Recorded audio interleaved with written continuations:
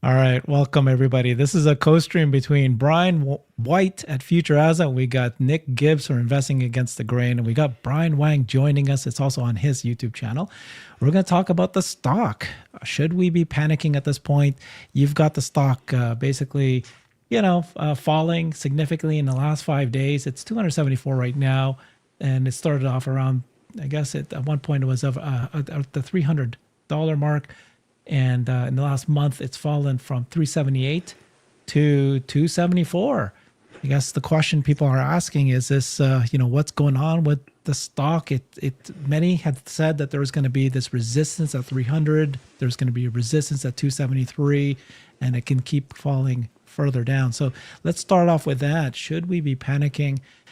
Who wants to get started here first? Maybe Brian I'll Wang, go. you want to go? I'll You go go ahead. first real quick. It's just, panicking is something you do if you're a short-term investor. If you're a long-term investor, you look at the fundamentals. The fundamentals are unchanged. Guys, sales are collapsing in Germany because of sentiment. Is it because of sentiment? Because what if sentiment was at an all-time high? What if everybody in the world just loved the company, loved Elon more than ever before? We weren't selling junipers. You can't sell a car that you haven't finished building yet. The changeover is taking place. That's going to affect it. Are we going to see a bad quarter? Oh, yes. Yes, we are. That's what happens when you're retooling. Will that sales slump continue once the factories are fully ramped? Less clear. Too soon to say. The story is not done. Mm-hmm. So Makes I'm willing to sense. go more bold than that, but taking off what Brian White was saying about the bad quarter being expected. Basically, we're talking about April 2nd. We're going to get a low number, 350,000, 400,000, down from 480,000 in terms of the unit volume on cars, right? So everyone knows that's happening, right? And you can track it along with weekly numbers from China, those kind of things. So everyone knows that, and people have ignored, hey, FSD is out in China. That could have revenue impacts. There's a possibility of interest rate deductibility on US made cars. That could have impact. So there's a bunch of good news that's being ignored because of that big thing that Brian White talked about, which everyone's talking about, is, hey, Q1's numbers aren't going to be so good. And also there's peak hate around Elon with Doge, brand things, all those stories, right? My theory is that come April 2nd, on the day, maybe a bit before, worst case, like a day or so after, that if you were like on the other side of it, we're going up, and we're heading to some peak news, great news we're expecting in a few weeks, you would trade up to that point and then you sell on the news. So I'm saying that on the way down, that you have pressure until that point, and then the positive negative story kind of flips because they have no more ammo, right? It's like, okay, you had the bad number, it's there, and then you can say, well, they're going to wait until that shows in bad earnings 3 weeks later, but then the um, the risk of it being surprising at the upside because the expectation will be so low. Hey, you did this, and so we're going to expect EPS to be 30 cents or 50 cents or whatever, right? So when that happens, if you know, they would have to say that it would totally bottom fall out. They would need more news to keep firing at it to keep dropping it. So, and then one last point I would make is that if we look at 2019 to 2020, in 2019, we were at like $15 late in the year. And then we went up to $60 on, I think, February 21st on 2020, right? So you did a 4X move, kind of like our big move this time, before the election, 200 going up to 488. And then we went down. How far did we go down in 2020? 1 month later, we went down to 28. So we would have like less than half. It'd be like going from 488 to like 230 or 220. And then V-shape thing, we go up to 275, right? We did the 10X move. So that, for people who weren't in the stock then, that was the big move in 2020. And that was based off of Model 3 getting fully going, China going, Model Y happening in China. That was all that 2020 period. And then now we got new car coming, the Model Y ramped, FSD, robotaxi. I would argue even Tesla bots, even more good news is ready to be totally unleashed over this remainder of this year. So I view that we're basically at March 10th of 2020 versus March 5th of 2025. You're very you're very optimistic. I'm very optimistic. I'm going out there. You're basically saying that you think that by first week of April 2nd, that it should actually just turn around, which is really odd. I don't know if I can believe that, because April 20th would be when we actually do the earnings call. It's expected to be bad. It's going to be a lot of it built in, but to say that it will actually hold the floor at April 2nd and start the stock going back up again prior to April 20th, that's I don't follow that logic. So in the alternative case of a delay, but like where we pop up to 330 and then bad news is on the call, and despite whatever optimism that Elon might have about what he sees going forward, because he sees the same things we do, that you would then retest, if we weren't already at 250, we would retest a slightly lower number than wherever we're at before. So you could drop down to, from 260s down to 250, or 250 instead of 250 down to 230, 220.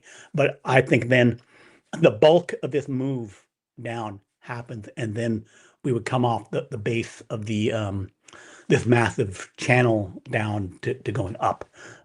So technically other things that I just have the confidence that the turn does happen, with maybe one more leg down before the turn up.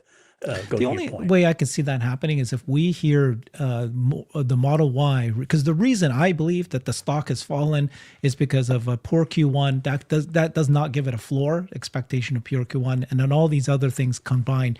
But the misinformation about this volume of sales cratering across the world, Europe and China, they'll even say in China, it's because of the Model Y transition. So as soon as we start hearing Model Y numbers, it's actually improved. It could be that we don't hear that in April, but if we did start hearing that in April, I think that could then change the narrative again to, okay, this is not a disaster. Otherwise, we know it's not a disaster, but the narrative that's out there is that Tesla cars nobody wants to buy cars anymore. See what's happening to their numbers? That's what's happening. And so we need to see Model Y numbers recover. So we see that the last week China registration weekly was 12,400, right? Yeah. And same week, 2024, it was 12,500, right? So saying that China Model Y is pretty much ramped, backed up, is not a case. We'd see in March, do we do 13,000, 15,000 registrations? Do we get the production and deliveries? Because production and deliveries for February was 30,000. That was, year to date, we're down like 40K. Versus where we were in terms of like both production, domestic and exports in China, right? So down 40,000. So that goes to, is Y ramped? I'm saying based on that data point, we could be very, very close to being fully ramped. And that if the numbers that's like next week, 15,000, 17,000, that would confirm that. So one thing to look at, and people are saying, well, why aren't we just comparing Model 3 sales? And one answer is it's not available in all markets, but it is available in China. We can see it from the CPCA report. And we can see that Model 3 sales were way up from last year. They're having their best months ever. And that's because those are in production. Those are available. And some people who might have wanted a 3 or a Y, I'm not sure, you know what, I'm getting the 3 because it's available. It's what I can get. Again, you can't sell something that you're not making.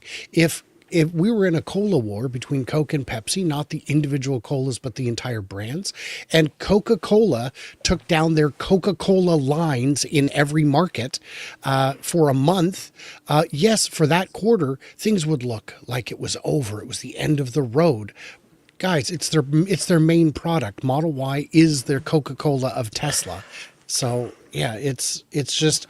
looking at snapshots can give a dishonest picture, and I'm dealing with it in the comments every day. Nick, you have to say something, I think.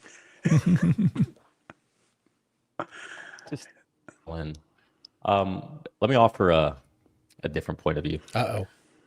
I know we're very nuanced when it comes to Tesla, and we want to talk about Elon and the Model Y and the downgrades and all that. And don't get me wrong, obviously the day-to-day in any stock and anything about the CEO or change over in their main their main money maker, all that's always going to have an effect. But if you zoom out, the way I look at it is, what does United Airlines, Palantir, Meta, Costco, Coin, AppLovin, Tesla, what do they all have in common? I'll tell you what, it's their stock, their stock charts. And the reason I say that is because the whole market's been selling off since essentially December 18th. All right, this is the way the market's been going. And there's, I think, a lot more going on to this. There's a lot of de-risking because of the unknown, whether it's tariffs, whether it's Ukraine drama, whether it's politics drama, no matter what it is, there's uncertainty. And the market hates uncertainty. We know that. I'm tangentially aligned with what Brian is saying. I put a whole post about it yesterday saying that this week is the end of this, what I consider a healthy pullback. Yeah, I know some people are like, oh, Tesla's down 50%. Welcome to Tesla. That's a healthy pullback for Tesla. But the market in general, the S&P or the Nasdaq's what, 3%, 4 or 5% away from all-time highs. Like, everyone needs to relax. The world isn't ending tomorrow. The market's pulling back. But a lot of the unknowns are slowly becoming known. All right, where you kind of have a tangential understanding of what's going to happen with tariffs. We know, it's funny you say April 2nd, that's supposedly when the reciprocal tariffs are going to come on. Okay, by that time, even I would say now, the market prices these things in as soon as it knows them pretty well. The market's pretty efficient in that manner. I'm not exactly a market efficiency person, but the market's pretty efficient. And so I would say that Brian's tangentially right with his time frame, because that's going to be the same. Look, for the first time ever, we see analysts revising downward ahead of potential lower vehicle deliveries. They never do that. We always get into the last week and we sit there and say, what do they, sleep at the wheel? How don't they know what's going on? Sure enough, we've seen downgrades all of a sudden happening. That's interesting. So the market's pricing all this in. By the time we get into April, people know that deliveries will be lower. We know what to expect for the earnings call. And then what? Well, then what is optimistic Elon, new vehicles coming out, maybe the market finally, and this is how you know it's not a Tesla thing, it's the whole market thing, because Tesla went down on the back of FSD in China, robotaxi permits in California. All this should have been very bullish news. Record changeover in Model Y, all that should have been very bullish news for the stock, but it didn't. Why? Because macro had a heavier weight on the entire economy. And so to me, the more that we, I don't want to say de-risk, but the more that the unknowns become known, the more the market likes that. It's why the market likes to buy the government, is because it's stagnant. And so I think that's what we're going through. This has been the first time in a long time that we've had a lot of uncertainty. And we've got volatility getting injected into the market. And guess what? Volatility, it seems like it's a negative word for a lot of people, but volatility is good. That volatility, Tesla stock doesn't go up either. So just keep that in mind as well. But what do you think about what Matt Smith would say? So Matt Smith was, we asked them that question. And he said, yes, the market is down. But even if you give Tesla a beta of 2, it still is way more down than what you would expect because of the answer of the market is down. I'm not one who believes in just betas and I don't think there's a mathematical recipe to markets. I think the market, if there was, you would have the perfect answer for trading, whether it's Fibonacci's, whether it's fundamentals, whether it's technicals, whether it's, I mean, you'd have your formula. There's not some magic thing. It's like beta, it's a finger in the air. It's that's something that's interesting. Same with Fibonacci trends. I mean, it doesn't mean anything. Right now, what you're seeing is people are risking off. That's what you're seeing. I have a theory about that. So besides the beta in the market, is that if Tesla doesn't have a strong direction, right? Where, okay, we're have a bunch of profit, we're going to the moon, that kind of thing. You can see also with NVIDIA too, where they have all but good news and they can still take massive dropping in half. Throw NVIDIA into those companies I was mentioning. Yeah, They're another one. and Chart looks the same. then the other thing would be that when you have these high, technology, things where things are not quite as solid as an earnings growth, where that's all there is to it, then there's a bit of a narrative to the story, narrative to NVIDIA, narrative to Tesla, and so then I'm a market maker, or I'm a big fund, I can enhance the swing to the up, I can enhance the swing to the down. Yeah. And so then I can buy and sell, sell at the top, go there, because I'm driving, a cabal of these guys are driving the stock up and down, right? So basically, we're going sideways. We're going to go, 500, 300, 500, 300. If there was like no news for like 5 years, it would be constantly going 500, 300, 500, 300, 500, 300. Because they say, I want to, take money from the rubes, right? And then just, do this thing, because it's their money printer to do that action, right? So swing traders, the market, they would just, collect from that near-term movement, which is why you have the long-term, it's a weighing machine, but in the near term, it's the sentiment and stuff. And where a lot of less experienced traders or short-term traders either getting played, or you figure out how to try and hop on this swing. But because there's also other sophisticated traders knowing, here's how I'm doing the swing, I'm expecting to hit this number, 250.55. They also can see the chart and say that you're expecting us to do that. We're not going to do that. We'll stop it above, we'll stop it below. And then again, someone's money is being taken, right? And also options and that kind of stuff, right? So there's that kind of like short-term taking your money just because you can move it around and then you can't. Is I think part of that scenario. I have so a bigger thing. If we have more on the stock, we can do that. But have a new theory that I think that which Chinese company is the one that will get FSD licensing. Yeah. And my theory is Xiaomi. Xiaomi is going to be the one. People don't know Xiaomi. They are the largest smartphone maker in China. So that means they beat out a lot of competition. Huawei, a bunch of other, really big, really powerful companies that do it. They sell like 168 million phones globally. They got 13% of the market. They are really the Apple of China. And then last year, they got their Model 3 competitive car, sold about 135,000 of those.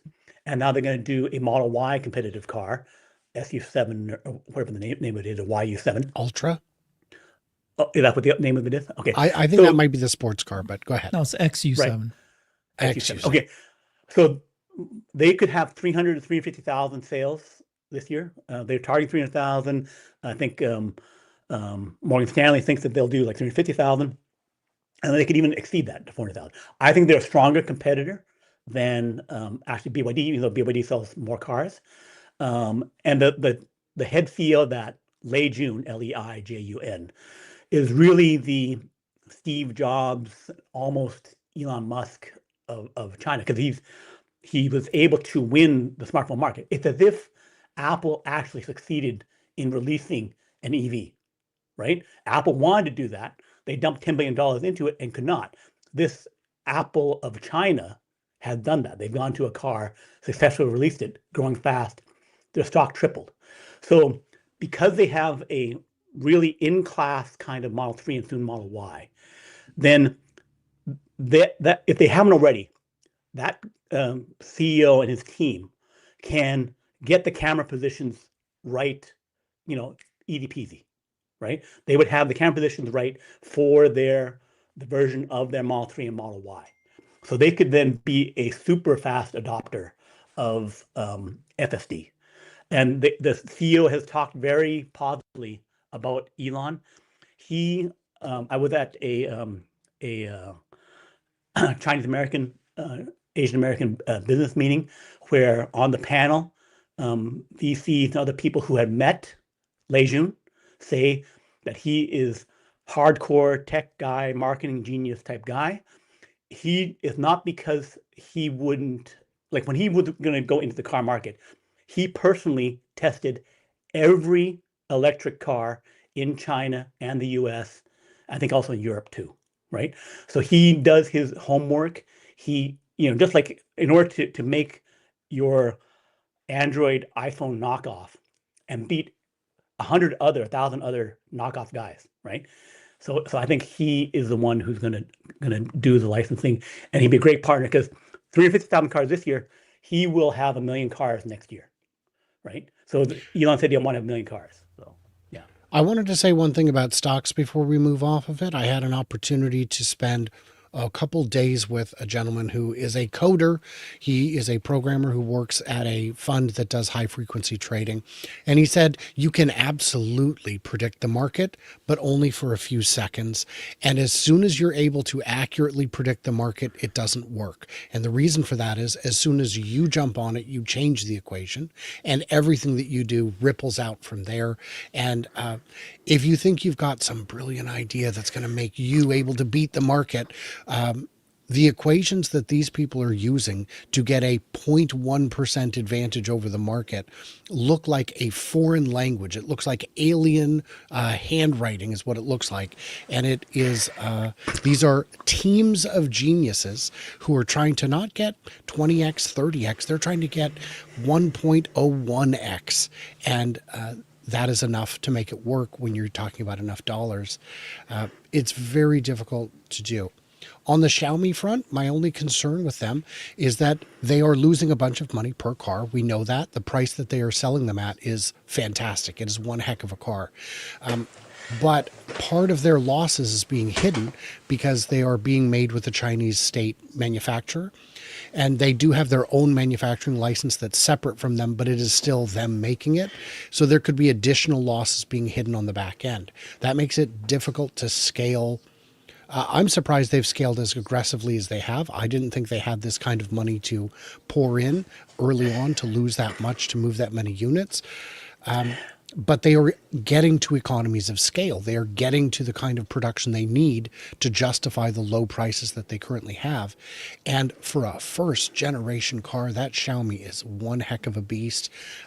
Anyone who is sleeping on the notion that China is going to be the world leader in EVs and really in automotive, because the future of automotive is EVs, is missing the boat. Yeah, and Xiaomi, they're one of the first that did move to neural nets and dump lidar. That does make sense, Brian.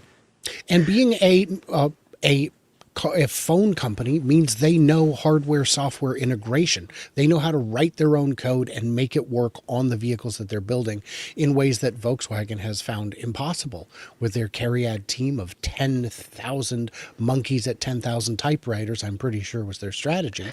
But it is painful to watch and seeing that Xiaomi, while not perfect, it's not the perfect car, but for a first effort, my gosh, is it close?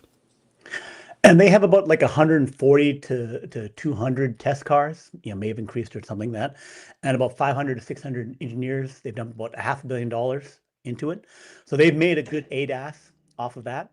But for them to do what Tesla has done for FSD, as good as they may be, even if they got state funded data center and all that kind of stuff, it would take them like to next year to get to 1 million cars, to have 1 million cars gathering data. And then it would then take another 4 years. So it would be a 5-year thing, even if they executed perfectly to do it.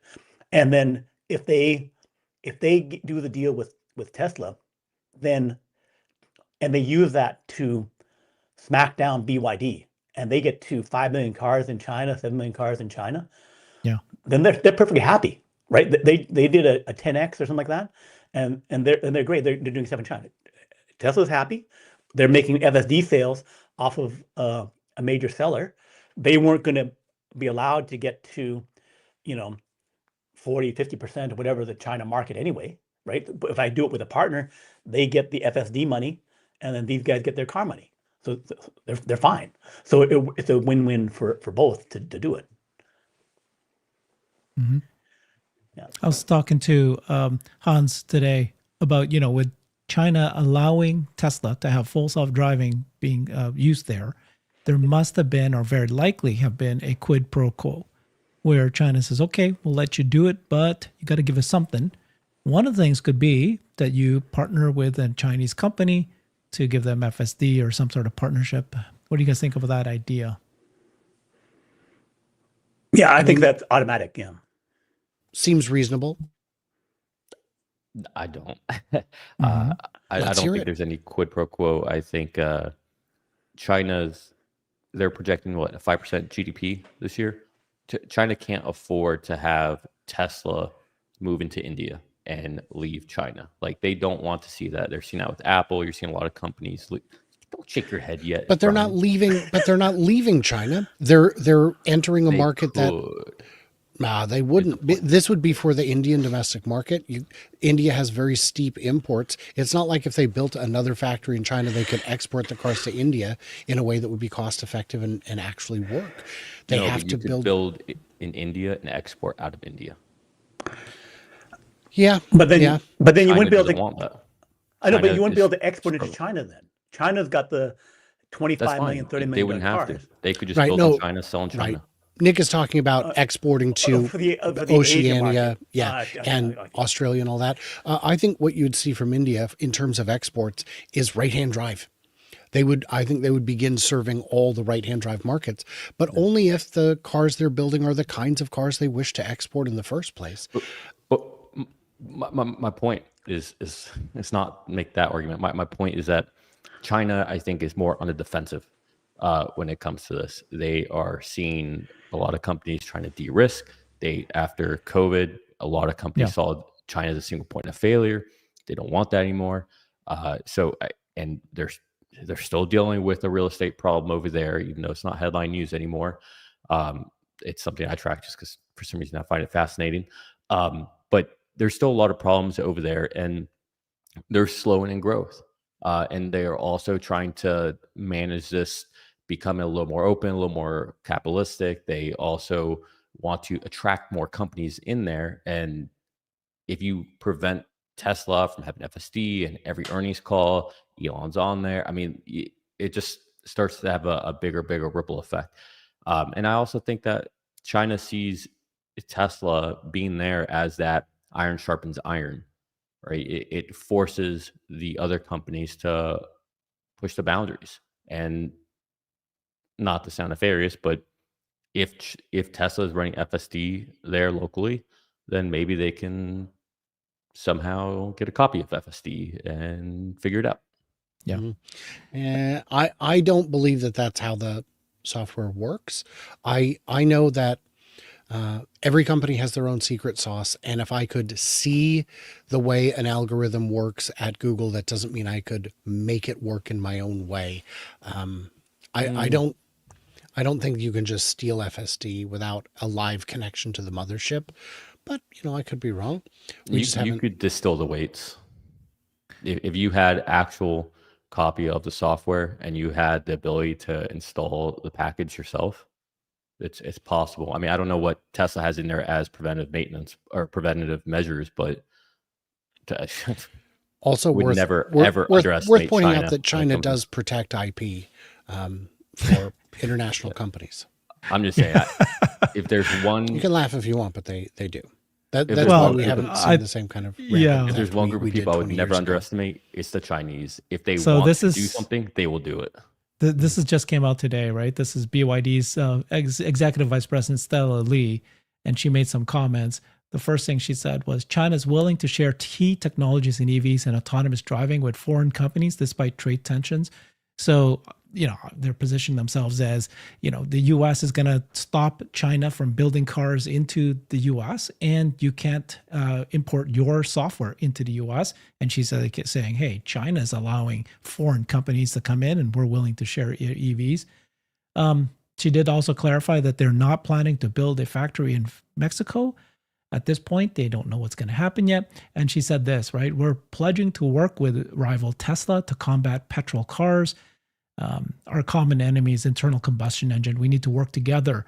So some, I don't know, some way to say, hey, we want to partner with Tesla, but it's we have the same enemy. Yeah, I like the idea of another company besides BYD being one that would license FSD. I'm I'm kind of getting more and more to the camp that there isn't going to be a licensing deal. I don't know why. It just seems more and more that Elon wants to kind of, or not Elon, but Tesla might just not see the benefits. I don't know. I don't have a full thought on it, but I've just heard some points of views that I'm like, oh, that's interesting. So I'm kind of neutral on it, but I do think that if anyone, it would be either a Chinese company or Ford. I thought it was interesting that Farley said that the new vehicles won't have any L3 or whatever. I'm like, okay, well, does that mean because it's gonna be robotaxi? So it's gonna be a L4, L5. Are you essentially saying it without saying it? But yeah, guys, I gotta go. I have another call. I have to get to another meeting. But Right. it's great to be with Appreciate you, all Nick. of you. Yeah, And thank you. I I hope will this keeps take running when I leave. and I will take a moment to point out to everyone else that this live stream is going out on all 4 channels, on Nick's Investing Against the Grain, on Brian Wang's Next Big Future, and on Herbert's Brighter, as well as here on Futuraza, where I am. But all of us are here on our channels. And after the show, at least from Herbert's and my show, it automatically will redirect to the after party where I actually address some of the comments and chats. It's a lot of fun, and that means, of course, that at 11:55 I cut out. But Brian, because you don't know necessarily, that doesn't mean we have to end sharp at 12 if it goes over. I just hang out and listen so that I pick up when the show ends. Great. So on a couple of Nick's points, one would be the alternative companies that I think are the top candidates for licensing. I still think licensing happens. Ford already mentioned, my Xiaomi prediction, maybe BYD, and then Geely there. But I would think wouldn't be all 3 of the Chinese makers. I think probably be like 2 of them. And then outside of them would be Hyundai/Kia. Hyundai Kia has a significant volume of EVs globally, and that I think is a comparable thing to make sufficient numbers of cars to make it interesting for Tesla. And then for China and macro, I follow that closely in terms of the real estate and other stuff. I believe that the real estate issues in China are related to the fact that their demographics are collapsing. Basically, they dropped down to like 8 million births per year, down from like 20 million, like 10, 12, 15 years ago.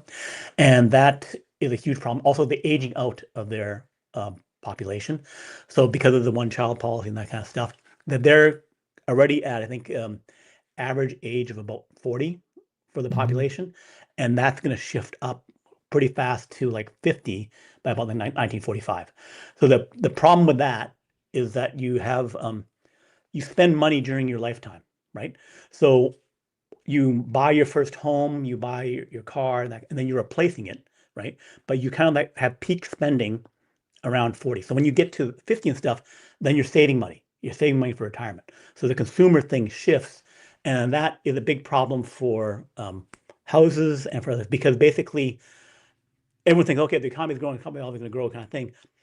In Japan, it didn't happen. Like in the 90s, they hit their demographic thing, and then their real estate dropped in more than half. Like it used to be that Tokyo real estate was the most expensive in the world. You can buy on the outskirts of Tokyo for like $100,000 in a big house. They're actually destroying homes in Japan because the people age out and then no one can go into that property, right? So basically they then start destroying them. So then China's got the same thing. They're going to catch up to Japan on that in the next 10 years. And so there's basically demographically, until they start increasing the number of babies they have, and there's, going to that basically there's that demographic headwind is not something they can do anything about. And it's not unreasonable to expect that they're already losing from 1.4 million, 2 million, 4 million. Over the next year, they'll be dropping like 10 million a year, right? And not just the fact that they're overall not there, is that because the ones that are there are old, right? So that's a problem they have. But I have my belief is that bigger, and that is a huge thing. And I've written a bunch of articles about that. Even bigger than that, is I believe that AI is going super intelligent like next year, right? That basically the spending on AI, people say, is it a bubble? I'm saying no, it's not a bubble. And it goes to the fact that the big tech companies, Amazon, Tesla and XA in there too, right? Amazon, Microsoft, Meta, Google, they spent $250 billion last year on AI and cloud and infrastructure and that kind of stuff. They spent $350 billion this year, right? Last year, 2024, they still had $350 billion of free cash flow. Despite $250 billion in R&D and CapEx, they had $350 billion of like money made in that year, the extra cash made in that year. Not even talking about stockpiles of cash reserves, like $400 billion or whatever like that, right? Just like money printing that they're doing right there. So then Brad Gerstner and Bill Gurley on the BG2 podcast, in discussion with Dylan Patel, semi-analysis, says they will go to all free cash flow. All free cash flow means that the 250 plus the 350 or 350 plus 350 goes to like $700 billion. If not this year, like next year or something like that. And then with the 15% growth, you'll be at $1 trillion plus in AI spending by 2028. But then people say, well, they're not making money on AI. They're not making money on AI. There's a lag in terms of like when they make the money, right? Nadal, CEO of Microsoft, said 2024, they made $13 billion of AI business, just segmenting out we account for the AI business. And it was growing at 175% per year from 2023 to 2024. So that means the investment made in 2022 or something, 2023 in AI cashed out at $13 million. So over 3 years, it's probably positive. And it's close enough to be positive, it's good enough. And if it's growing at nearly 3 times a year, then it will justify I have to keep betting on it. And the specific of that is something called Pascal's wager. So they talk about Pascal's AI wager. So Pascal's wager, Pascal, a mathematician, 100 years ago, he talked about if you believe in God or don't believe in God, that you need to go positive on believing God just in case. Because, if you're right, then you go to heaven. If there's no heaven, then it won't matter. It's still fine. Applied to AI, belief in the AI God means that all these big tech companies got to dump their money into it, because if they don't and it works, then they've lost totally. If it doesn't work, then their spending might not have been that good. They're going to spend $200 billion in a normal year on stuff like metaverse or whatever else they're going to spend it on. And then this would still kind of pay off. I can do some kind of like AI cloud thing.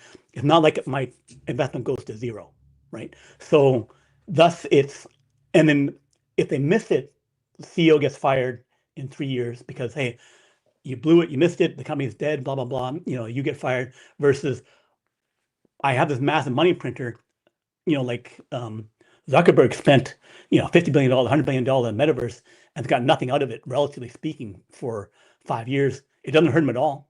The stock's still fine. So that's my analysis of how this near-term AI boom, not a bubble, keep happening. The spending will continue. A deduction out of that would be NVIDIA goes to 400, so a non-Tesla stock analysis thing. I did want to step market. Yeah, I did want to step back a bit and talk about China's demographics real quick, because there's a very human thing that people do, which is assume that the way things work for them, for their life, for their family and country and neighborhood and all that is how it works everywhere. In the 80s, there was the big fear Japan's going to take over everything. And now we see that just based on demographics alone, that wasn't really possible. Japan is a shrinking country. They have a negative birth rate. They are below replacement. They do not have the population that they once had, and they don't do immigration. And in China, if you're about my age, you don't have brothers and sisters, which means if you're in the generation after mine, you don't have cousins, which means at holidays, it's you and your parents and maybe your grandparents. And that's what a family looks like. It's a very different kind of country where there is no cousins.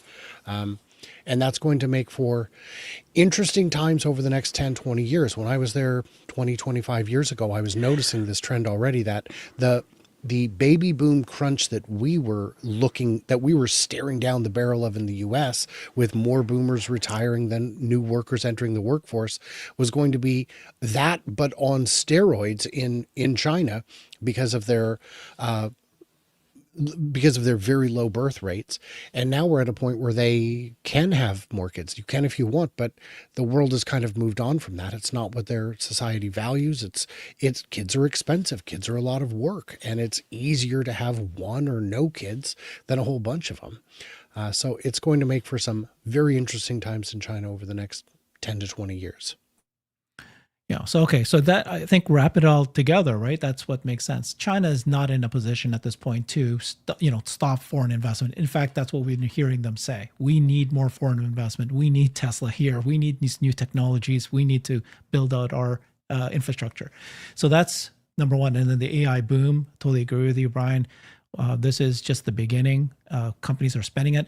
And so how does that all relate back to Tesla? Well, Tesla is in a good position, right? Tesla is the only company today. Well, I mean, let's not say the only, but one of the best companies today to take advantage of real world AI, actually turning it into real world money, right?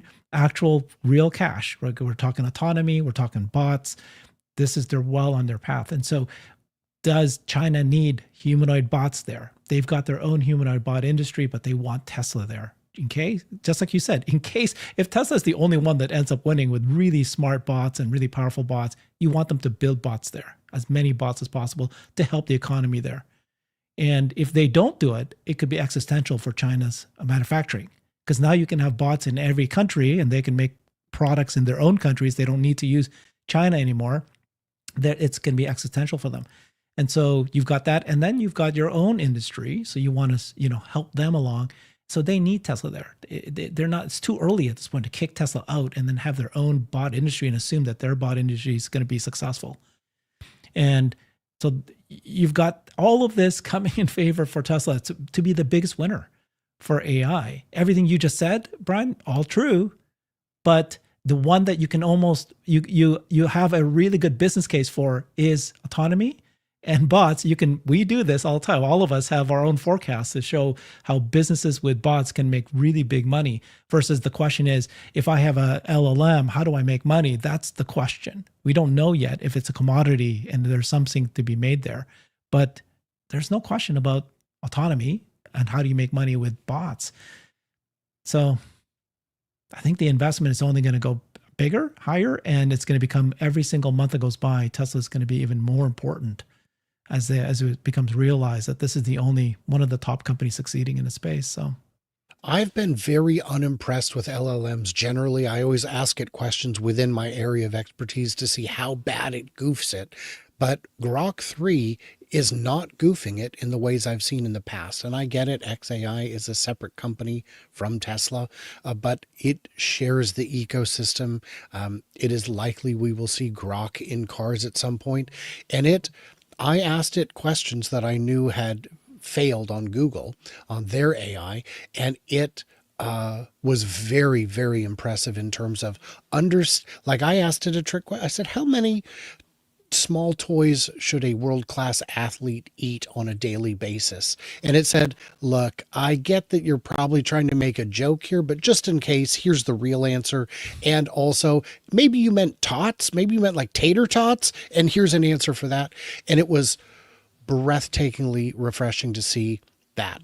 If anyone can monetize AI, Tesla's uniquely positioned to do that, putting it in cars, both as the driving system and as the human interface to the system, is worth money. A lot of these startups you see have no path, no plan to monetize. And it's, well, great, you made a really cool product. I don't know who it's for. So yeah, I think Tesla is uniquely positioned in that regard, and their ability to attract talent puts them in a different category from a lot of the other companies. So, Brian, AI funding is going to keep going up, is what you're saying. But why is the economy the way it is today? So people were saying that AI is productive. It's making all the companies productive. It started showing up, right? Last year, you start seeing many companies succeed. Then all of a sudden, now here we are at the downturn. What do you think happened? Well, we have, Doge happening. So you're cutting, $300 billion or whatever per year out of the economy, and it could go to $1 trillion. So that would be a recessionary thing if you don't have offsetting um, um, tax cuts and stimulus checks and those kind of things, right? If you take out that much money, even if it's like bad money, need to be taken out, corruption, all that kind of stuff, it is a dampener on the economy. And um, so that's a near-term effect. But so those macro moves, which they're doing a bunch of, and then also the I think it's going to be another 4 or 5 months of this tariff activity, the cuts and that kind of thing. Then they'll stabilize. They'll continue to be followed through on that, but that is a larger effect as the adjustment is made. Uh, the There's going to be March 14th, like 9 days from now. There needs to be a budget bill passed. Otherwise, I think you do go into that continuing resolution, budgetary crisis thing. So they need to pass that, and that will include, I think, more like the House bill. But then that's continuing cuts, another 4.5 trillion out. But then offsetting that would be the no tax on tips, the car interest rate thing would be $2,300. So there's a bunch of these things that are happening on the macro scale that are tough medicine that will have because a few 100,000 people are losing their jobs, and that doesn't even count, and the federal government doesn't even count contractors and that kind of thing. So we have to do this little dip down, like maybe take 2 quarters even of a recession before V-shaping up. You can look at World War One.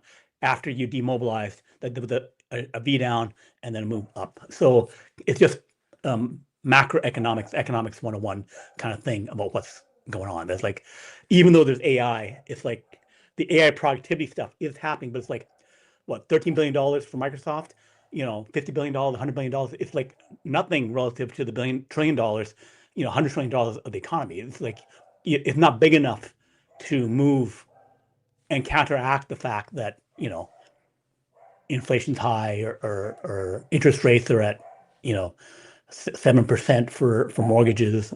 So that stuff matters more. It's gonna change it where it's just like .com, 1996 to 2000, 2001, right?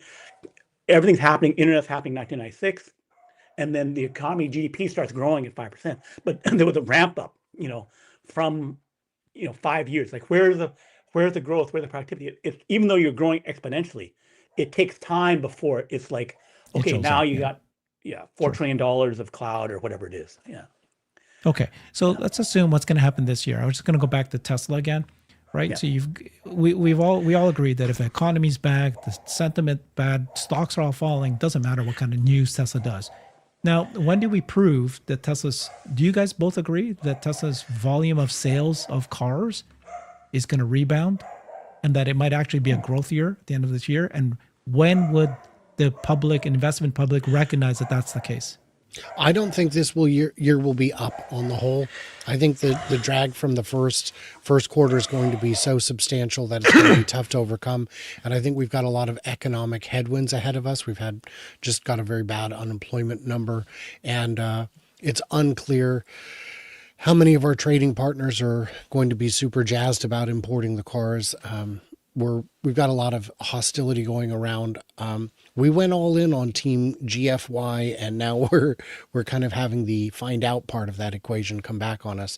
So I'm not sure that this will be a growth year, but I think we're going to see pretty great numbers. The doom and gloom prediction on Model Y is completely premature and largely unfounded. You cannot pretend the car's not going to sell just because it hasn't sold when it isn't for sale. That's not a reasonable conclusion.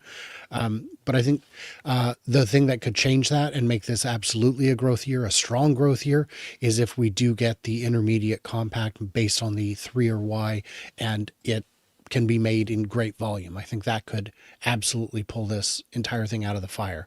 But based on the models we have today, the 5 basic models, I'm thinking that those are not going to be substantially better than last year. I got a question for you guys. Do you guys agree in general? People say that the core business of a company needs to be good, and then before the other businesses, like the growth story companies, like the autonomy and the boss, can actually add on to it. If you have falling car sales, it doesn't matter if autonomy is showing that it's working or not. It's not going to move the stock. I don't know if that's true based on the fact that autonomy is such a big deal, but generally that's what people believe. If you looked at NVIDIA, they were before ChatGPT, the year before ChatGPT, they went from 300 down to 100, right? And basically it was because, hey, the gaming chips and the other stuff is not going good, things are shrinking. And then you have the breakthrough with everyone wants AI chips and it rips. And I don't think gaming chips are doing that good, right? So, and then maybe whatever they're non-AI, whatever chips. So if your new thing is big enough, then the fact that your old thing, like Amazon, e-commerce, whatever it's doing relative to cloud AWS. AWS is 80% of the profits. They had big revenue on the e-commerce side. It's like eventually if you flip to the new thing, then the old stuff does not matter. It's like if you're making 10 million Tesla bots, 50 million Tesla bots a year. Yeah, I'm talking about this year though, right? So we're not going to be there quite yet. We're not there yet. But the turnaround happened for NVIDIA in the year when that other stuff happened. For on the car point, another theory I'm going to toss out there, the 0% Model 3 incentive. I think they're clearing out Model 3 inventory because they worried about the Osborning or whatever when they introduced the new premium model. So thus, I feel that that's an indication that 4 to 6, maybe 8 weeks, that the new car comes out because of this move, indicating that they're preparing. What new car? The intermediate. The intermediate car, the low price car. So the more affordable cars, and so you want to get rid of the Model 3s? That's what it looks like they're kind of doing.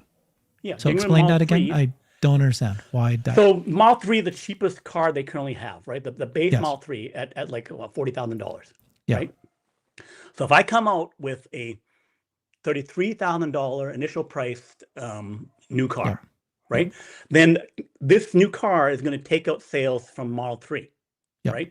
It could affect some of the other cars too, but the most closest to it would be, if I had to choose, it'd be that thing. So I want to clear out that inventory so that when the new thing comes out, it's less impactful on my Model 3. They're going to keep the rear-wheel drive, the low-cost Model 3. It's just that they don't want to be holding a lot of inventory. Sure. So this is to you a signal that maybe they're getting closer to make an announcement. Is that 5 weeks from now, you think?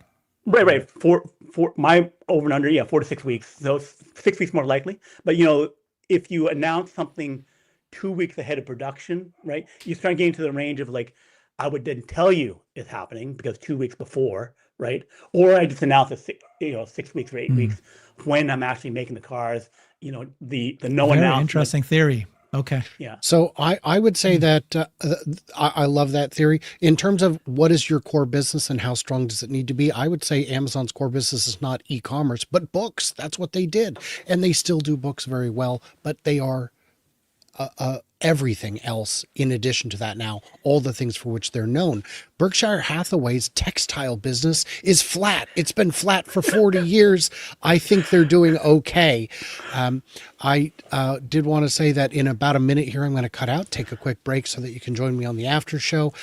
I did think one question I have in the comments for everybody is how do we determine whether which Brian is the evil twin? Because we haven't reached a consensus on that yet. I'm sure it's Evil one of us. twins have mustaches and the goatee. So Oh, you're the darn evil it. twin. I- Facial hair. In the There's, comments, is that verified? Is that valid? I think it is. It's hard two to Wong, refute. two Wongs make a That's white. hard to argue. That's hard to argue, man.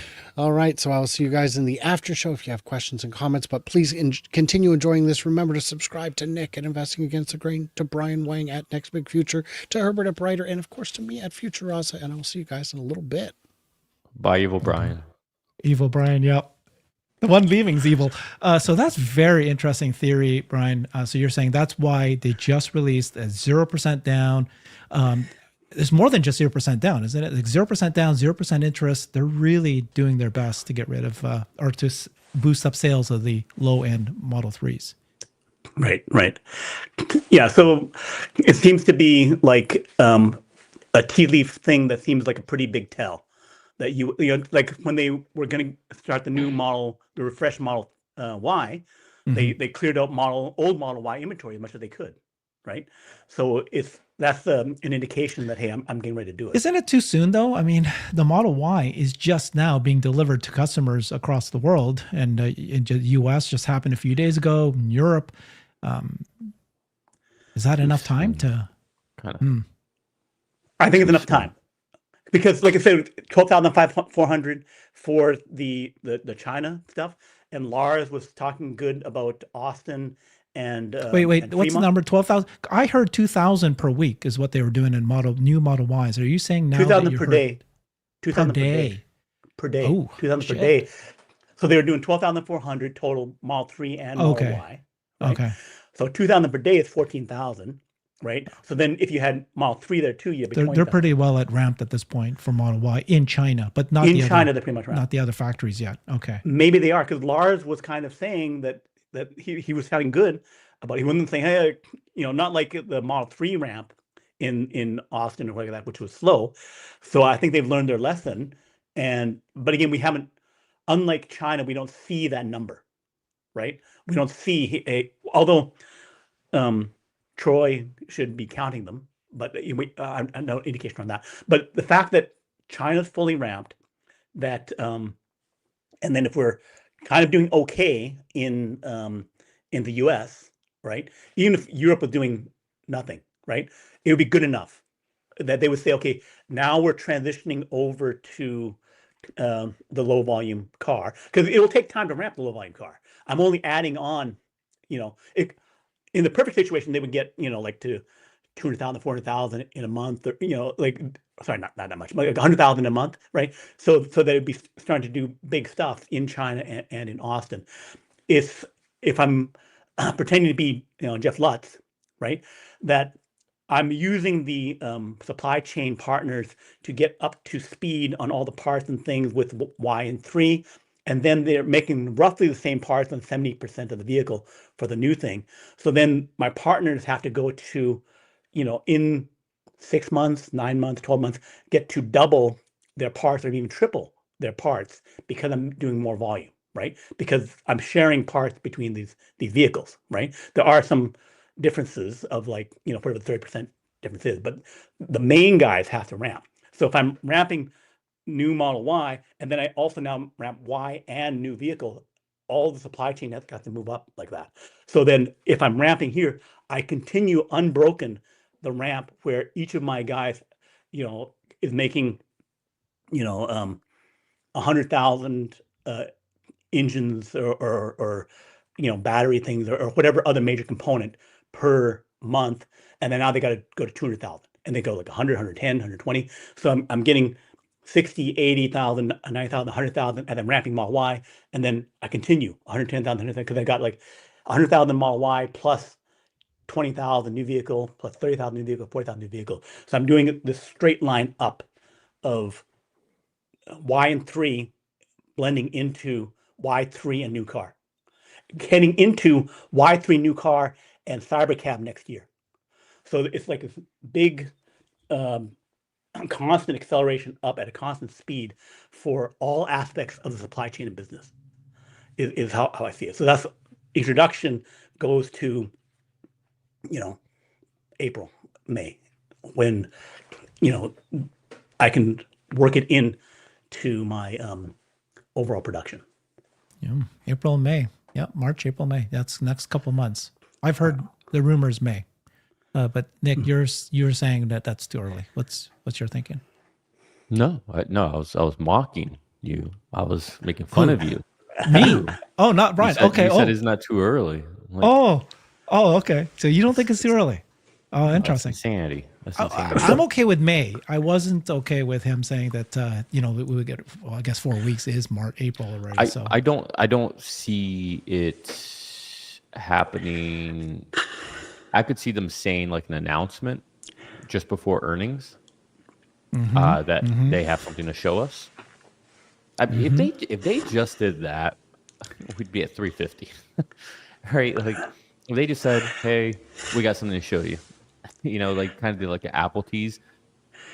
Old Apple, not this recent. But everybody agrees, right? That they wouldn't just show it to you. They want to be ready to sell it because you don't want cannibalization. I know, and I think that's what they would do. I think they would say, "We got something to show you," and they would show it, and they would say, "Put in your orders now. Deliveries 2 weeks. Start in 2 weeks." Yeah. So 4 you're weeks thinking not to show. there's 2 May. weeks to mid-April. Yeah. You're saying April 20th? I think they would make an announcement that they got something to talk about. Then they would have the earnings call, and they'd probably say like, "Yeah, we don't do product reveals in the earnings call." Right. And then maybe like right after the earnings call, like 3, 4, or 5 days after, they have a little event, and then they say, "Yeah, get ready." Because you also want to have that kind of, in my opinion, you want that noise to happen before robotaxis in Austin. In June. Like, I mean, I don't know how much they think about this, but ideally, you want to bucket these things. You don't necessarily want everything to happen all at once, and then it's like, all right, now what? And Elon probably also only has so much time to do everything. Ooh, okay. This is pretty good. Last few minutes here, you guys dropped some bombs, some interesting theories. Last Yeah. thought. I'm more convinced than ever now that a lot of the cyber cabs we've been seeing by Joe Tagmeyer are, I didn't think this before, but are camouflage this next vehicle. I'm so convinced about it now. Yep. Okay, well, Steering I don't wheel, agree red brake with calipers, you at all. So yeah. elements of the Yeah. unbox, same. I mean, Yeah. now it's obvious to me. I Brian, agree. you agree? Oh, I agree. cool. Oh, so you guys Then are I'm both right. on the cyber cab is going to be the cyber car, the low for more affordable Four vehicles. seat Yeah. version. Yeah. I think I'll have 4 Four-seat seats. version. I think I'll have 2 doors, but because there's so many elements, all you have to do is not put a glass roof, put the other roof on, and like, hey, it's a cybercat. Like you could do such little things. I can't. It And then- could. Yeah, the question I've been having was have we been seeing so many cyber cabs being tested around Giga Texas? They keep just testing it several months ago. In fact, if you didn't, I think they're going to have a bunch of them in the June release, maybe 100, something like that. And then he said mass scale in 2026. So it felt still early. Like, why are you testing it so soon? But that could be a reason. But yeah, I'm not there. So the other reason why is that it's a bridge to cybercab. So they want to make 2 million cybercabs next year, or or 4 million, whatever year after that. So then, if I want my supply chain to get used to doing something like that, like 1 million or 500,000 of a 4-seat version, Yeah. right? Yep. Or have something where it's like I can make 2-seat, I can make 4-seat, Mm-hmm. and then I can shift production between the two, right? Yeah. I want something more cybercabby because that's my future. Right, so I need to bridge over 3 and Y over to cybercab, and this is the halfway thing in between it. Okay, interesting. The other thing was I've been always complaining. I've been saying that, okay, if you were to design a robotaxi first design autonomous car, it wouldn't look like a normal car necessarily. I always thought it was going to be more like a London cab, and I've been saying this for a while. But why did they do this, the cyber cab, the way they did? It's probably because it's that middle ground between it's still really a car. Let's go ahead and sell that as it can be sold both as an individual car as well as a cyber cab. And then we have their robo-van that we'll make in different versions of that to be truly, optimized for the experience. But that could be why they made it the way, you know what I mean? This does not look like a if you were to design a cyber cap, it wouldn't have. I felt wasn't going to be like this, right? Yeah. So Okay. interesting. Oh boy, it's fun. We're going to find out soon. Okay, guys, thank you for joining. Brian Thank you. Wang. Thank you, Nick. Thanks. Thanks, Nick. Cheers, See you, everybody. everybody. Thank you, Herbert. Bye bye. Bye-bye.